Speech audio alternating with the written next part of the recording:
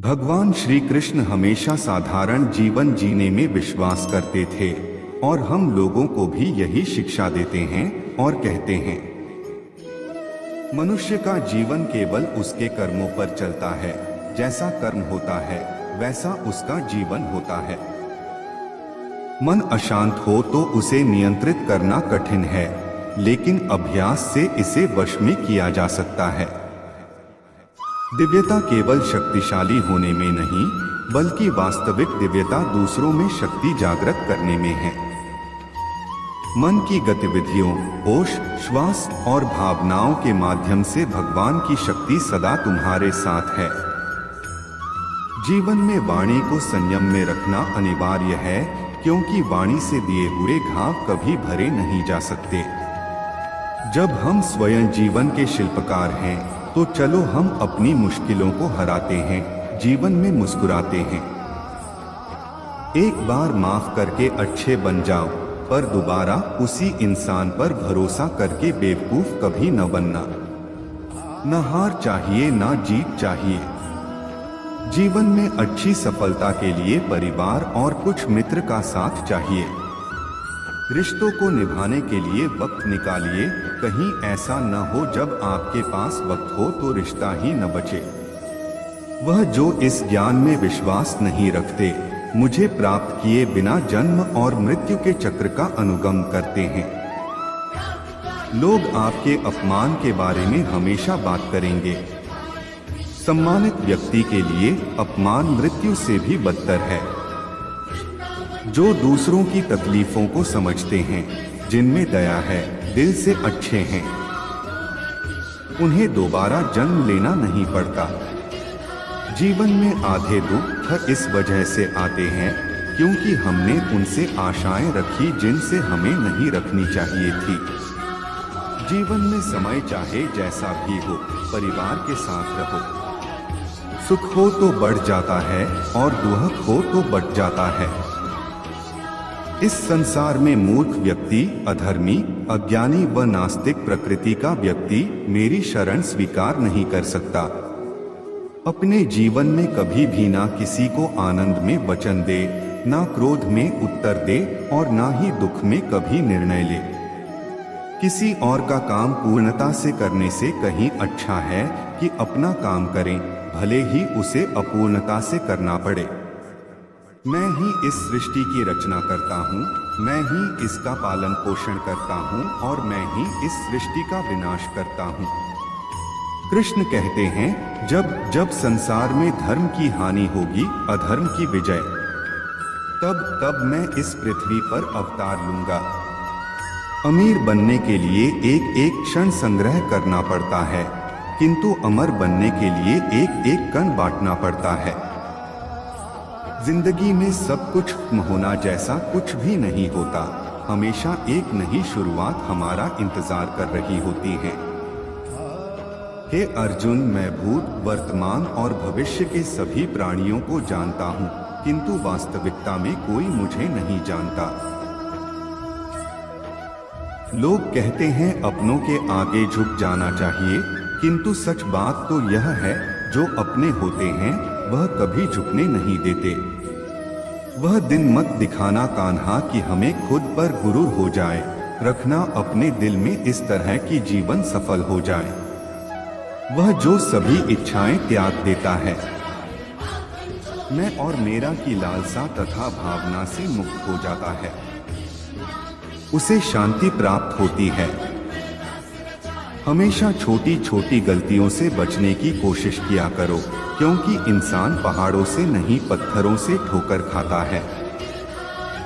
शांति से भी दुखों का अंत हो जाता है और शांत चित्त मनुष्य की बुद्धि शीघ्र ही स्थिर होकर परमात्मा से युक्त हो जाती है। अपनी पीड़ा के लिए संसार को दोष मत दो, अपने मन को समझाओ, तुम्हारे मन का परिवर्तन ही तुम्हारे दुखों का अंत है। श्री कृष्ण कहते हैं, एक बार माफ करके अच्छे बन जाओ, पर दोबारा उसी इंसान पर भरोसा करके बेवकूफ कभी न बनो। इच्छा पूरी नहीं होती तो क्रोध बढ़ता है और इच्छा पूरी होती है तो लोभ बढ़ता है। इसलिए जीवन की हर स्थिति में धैर्य बनाए रखना। अगर तुम अपना कल्याण चाहते हो तो सभी उपदेशों, सभी धर्मों को छोड़कर मेरी शरण में आ जाओ, मैं तुम्हें मुक्ति प्रदान करूंगा। जो हुआ अच्छा हुआ, जो होगा अच्छा होगा। स्वयं को मुझ पर छोड़ दो, अपने कर्म पर ध्यान दो। कर्म ऐसा जो स्वार्थरहित पाप रहित हो। कृष्ण ने दुष्टों को भी अपनी गलती सुधारने का मौका दिया, क्योंकि वो किसी मनुष्य को नहीं, उसके अंदर के बुराई को मारना चाहते थे। संदेह की स्याही से संबंध के पृष्ठ पर कभी शुभ अंकित नहीं होता, इसलिए अपने मन के विचार और संबंधों का आधार दोनों ही शुभ रखें। मोहग्रस्त होकर अपने कर्तव्य पथ से हट जाना मूर्खता है, क्योंकि इससे ना तो तुम्हें स्वर्ग की प्राप्ति होगी और ना ही तुम्हारी कीर्ति बढ़ेगी।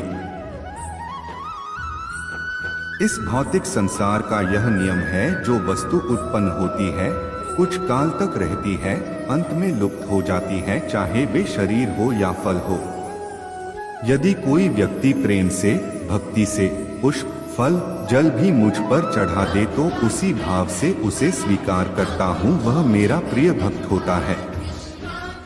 उससे मत डरो जो वास्तविक नहीं है, ना कभी था ना कभी होगा। जो वास्तविक है वो हमेशा था और उसे कभी नष्ट नहीं किया जा सकता। जीवन में आधे दुख इस कारण जन्म लेते हैं क्योंकि हमारी आशाएं बड़ी होती हैं। इन आशाओं का त्याग करके देखो, जीवन में सुख ही सुख है। अपने परम भक्तों जो हमेशा मेरा स्मरण या एक चित्त मन से मेरा पूजन करते हैं, मैं व्यक्तिगत रूप से उनके कल्याण का उत्तरदायित्व लेता हूँ। जन्म लेने वाले के लिए मृत्यु उतनी ही निश्चित है जितना कि मृत होने वाले के लिए जन्म लेना। इसलिए जो अपरिहार्य है उस पर शोक मत करो। श्री कृष्ण ने कहा है, अगर तुम्हें किसी ने दुखी किया है तो बुरा मत मानना। लोग उसी पेड़ पर पत्थर मारते हैं जिस पेड़ पर ज्यादा मीठे फल होते हैं। अंत काल में जो मनुष्य मेरा स्मरण करते हुए देह त्याग करता है वह मेरी शरण में आता है। इसलिए मनुष्य को चाहिए कि अंत काल में मेरा चिंतन करें। यह सच बात है कि भूल करके इंसान कुछ सीखता है, परंतु इसका यह मतलब नहीं कि वह जीवन भर भूल करता रहे और कहे कि हम सीख रहे हैं। कृष्ण कहते हैं, इस जगत में मनुष्य भौतिक वस्तुओं का भोग कर सकता है। अगर वे चाहे तो सब कुछ छीन सकते हैं। मनुष्य कुछ भी नहीं कर सकता। स्वार्थ से रिश्ते बनाने की कितनी भी कोशिश करें वो कभी नहीं बनते हैं, और प्रेम से बने रिश्तों को कितना भी तोड़ने की कोशिश करें वो कभी नहीं टूटते। क्रोध से भ्रम पैदा होता है, भ्रम से बुद्धि व्यग्र होती है, जब बुद्धि व्यग्र होती है तब तर्क नष्ट हो जाता है, जब तर्क नष्ट होता है तब व्यक्ति का पतन हो जाता है। आत्मा न तो जन्म लेती है, न कभी मरती है, और ना ही इसे कभी जलाया जा सकता है, ना ही पानी से गीला किया जा सकता है।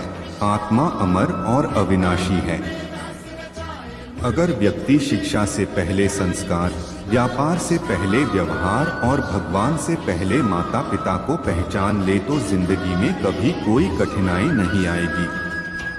विषयों का चिंतन करने से विषयों की आसक्ति होती है, आसक्ति से इच्छा उत्पन्न होती है और इच्छा से क्रोध होता है, क्रोध से सम्मोहन और अविवेक उत्पन्न होता है। कृष्ण कहते हैं, जैसे प्राणी अपने पुराने कपड़ों उतार कर फेंक देता है, नए को धारण करता है, उसी प्रकार यह आत्मा पुराने शरीर से त्याग करके नया शरीर प्राप्त करती है। तुम उसके लिए शोक करते हो जो शोक करने के योग्य नहीं है, और फिर भी ज्ञान की बातें करते हो। बुद्धिमान व्यक्ति ना जीवित और ना ही मृत व्यक्ति के लिए शोक करते हैं। मन की गतिविधियों, होश, श्वास और भावनाओं के माध्यम से भगवान की शक्ति सदा तुम्हारे साथ है। और लगातार तुम्हें बस एक साधन की तरह प्रयोग कर सभी कार्य कर रही है। हर किसी के अंदर अपनी ताकत और अपनी कमजोरी होती है।